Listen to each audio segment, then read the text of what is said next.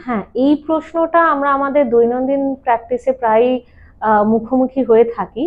তো যেহেতু অনিয়মিত মাসিকের সমস্যা নিয়ে আমাদের কাছে আসেন মেয়েরা, সেই জন্য ঋতুচক্রটা স্বাভাবিক করতে আমরা এই 28 দিনের বা 21 দিনের হরমোনাল পিলস গুলো দিয়ে থাকি। কিন্তু এগুলোর কার্যকারিতা একেবারেই সাময়িক, মানে যে 3 মাস বা 6 মাস আপনি ওষুধ খেলেন সেই সময়টা এগুলি আপনার ঋতুচক্রকে স্বাভাবিক রাখবে এবং তার যে গর্ভনিরোধক ক্ষমতা সেটাও ওই সময়টুকুর জন্য।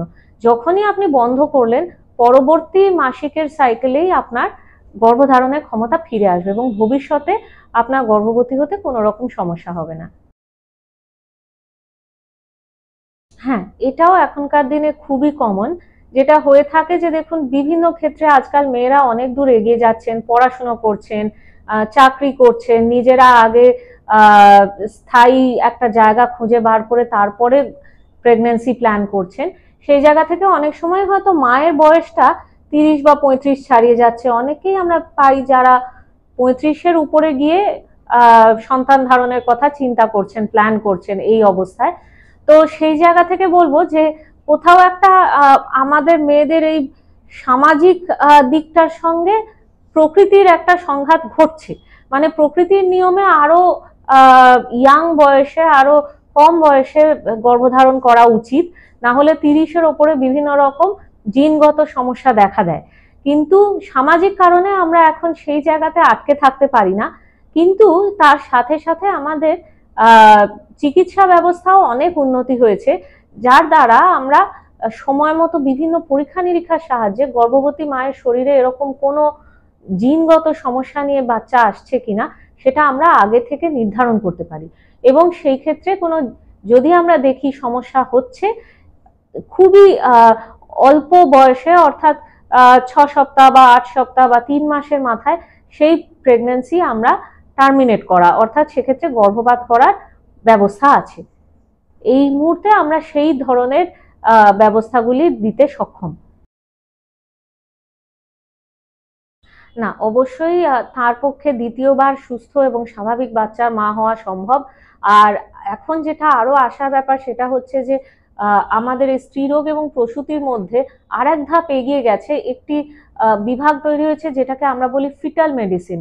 তো সেখানে আরো আহ, আরো অনেকটা গভীরে গিয়ে পরীক্ষা নিরীক্ষা করে সম্পূর্ণভাবে বিস্তৃত একটা বিবরণ দিয়ে আল্ট্রাসাউন্ডের মাধ্যমে বা বিভিন্ন রক্ত পরীক্ষার মাধ্যমে এগুলো অনেক আগে জানা সম্ভব।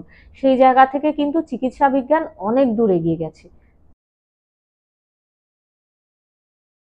হ্যাঁ, বিকল্প মাতৃত্বর প্রয়োজন পড়ে যখন আহ, যিনি গর্ভধারণ করতে চাইছেন তার ক্ষেত্রে জরায়ুর মধ্যে গর্ভধারণ করলে কিছু সমস্যা দেখা দিতে পারে।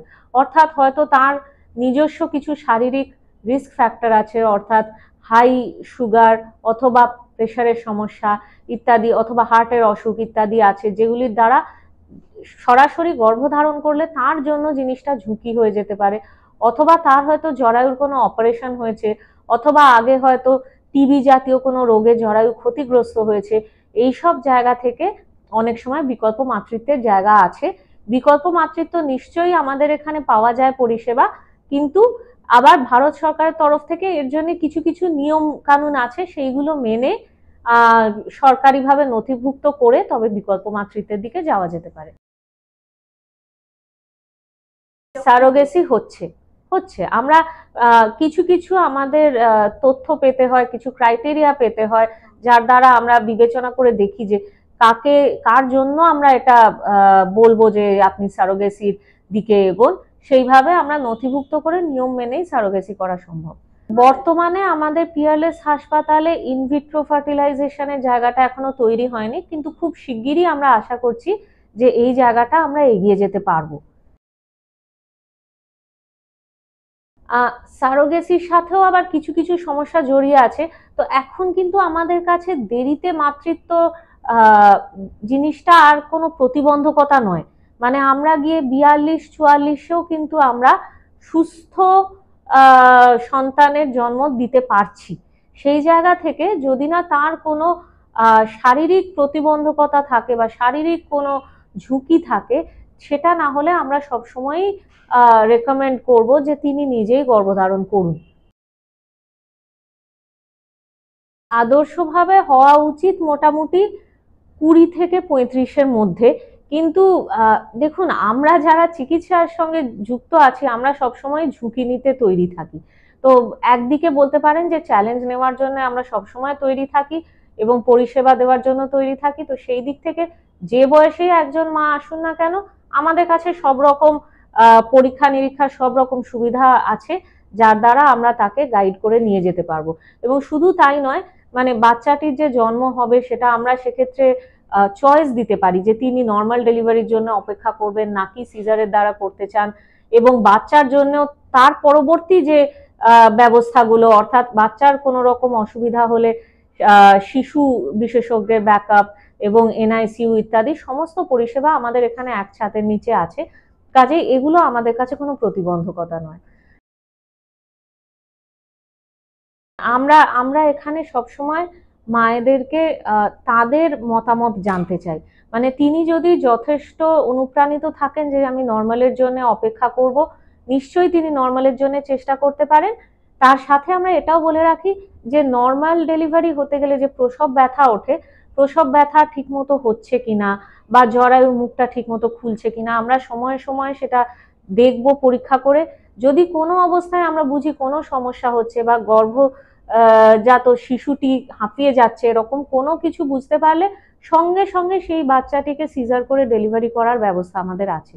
কাজেই যেভাবেই হোক আমরা একটি সুস্থ শিশু পৃথিবীতে আনবো।